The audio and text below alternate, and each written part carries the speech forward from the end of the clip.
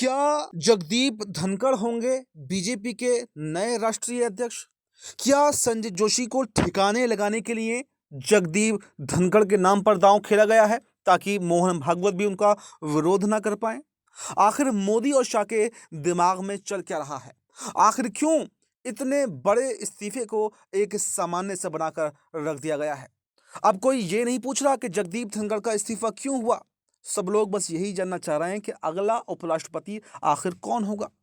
और कहा यह जा रहा है कि या तो नीतीश कुमार को उपराष्ट्रपति बनाया जा सकता है या फिर नीतीश कुमार नहीं तो कम से कम जेडीयू से ही उपराष्ट्रपति जरूर बनने वाला है, क्योंकि हरिवंश नारायण उपसभापति हैं, एक अच्छा अनुभव उनके पास में है और वो उपराष्ट्रपति के रेस में सबसे आगे भी बताए जा रहे हैं। लेकिन हम बात करते हैं जगदीप धनखड़ की और राष्ट्रीय अध्यक्ष पद के बारे में। दरअसल जगदीप धनखड़ मोदी मैं वाले नेता हैं। मोदी मोदी का नारा लगाकर ही वो इस पद तक पहुंचे और कई बार ये देखा गया है कि मोदी जी के सामने वो हाथों को जोड़े हुए दिखाई देते हैं, जबकि उपराष्ट्रपति एक संवैधानिक पद है, एक बड़ा पद है। प्रधानमंत्री के साथ में भी उसको हाथ जोड़ने की कोई ज़रूरत नहीं है। लेकिन कई बार देखा गया और इसको लेकर विपक्ष भी लगातार जगदीप धनखड़ पर निशाना साधता रहा है कि वो सदन में विपक्ष के नेताओं को बोलने नहीं देते।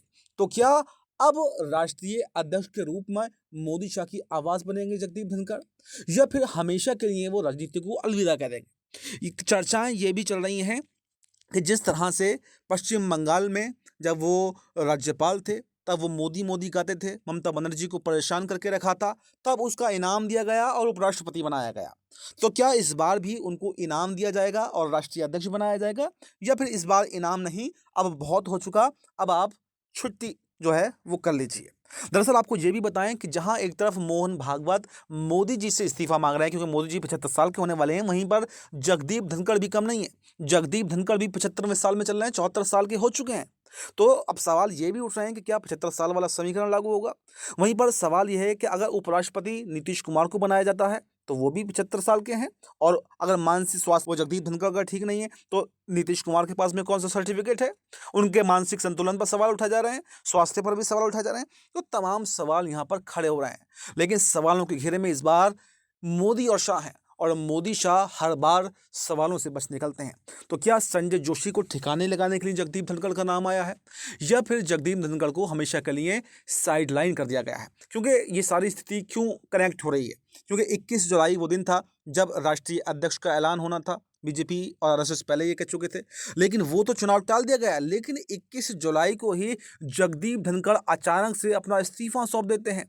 और आपको ये भी बताएं, 10-12 दिन पहले ही जेएनयू में जगदीप धनखड़ गए थे। वो कह रहे थे कि मैं अपने पद से इस्तीफा नहीं दूंगा, मैं अपना कार्यकाल पूरा करूंगा, 2027 में ही इस्तीफा दूंगा। तो आखिर 10-12 दिन में ऐसा क्या बदल गया कि जगदीप धनखड़ को इस्तीफा देना पड़ा? स्वास्थ्य जो हवाला दिया गया, ये तो एकमात्र बहाना है। लेकिन सवाल बहुत सारे खड़े हो रहे हैं कि क्या अब मोदी शाह का जो दबदबा था वो कायम रहेगा? जगदीप धनखड़ को राष्ट्रीय अध्यक्ष बनाकर वो बीजेपी पर अपना दबदबा बनाए रखेंगे, या फिर संजय जोशी के नाम पर संघ अभी भी अटका रहेगा और संजय जोशी को ही राष्ट्रीय अध्यक्ष बनाएगा? क्योंकि अगर जगदीप धनखड़ राष्ट्रीय अध्यक्ष बन जाते हैं तो फिर मोदी जी की कुर्सी सुरक्षित हो जाएगी। मोदी जी को कोई हटाने वाला नहीं है, उनसे कोई सवाल करने वाला नहीं है। लेकिन अगर संजय जोशी अध्यक्ष बनते हैं तो मोदी जी की कुर्सी खतरे में है, अमित शाह की कुर्सी खतरे में है, और न जाने कितने नेता ऐसे हैं जो इनके रंग में रगे हुए हैं, उनकी कुर्सी भी खतरे में है। तो ये देखना दिलचस्प रहेगा कि क्या वाकई जगदीप धनखड़ को इनाम दिया जाएगा और उन्हें राष्ट्रीय अध्यक्ष बनाया जाएगा, या फिर उनकी विदाई हो जाएगी और संजय जोशी तमाम बातों को दरकिनार करते हुए राष्ट्रीय अध्यक्ष बनेंगे। ये देखना दिलचस्प रहेगा। इस रिपोर्ट में फिलहाल इतना ही। इस पूरी रिपोर्ट पर आपकी क्या राय है, आपकी जो भी राय हो वो कमेंट बॉक्स में ज़रूर बताकर जाइए और देखते रहिए बेबाक रिपोर्टर। धन्यवाद।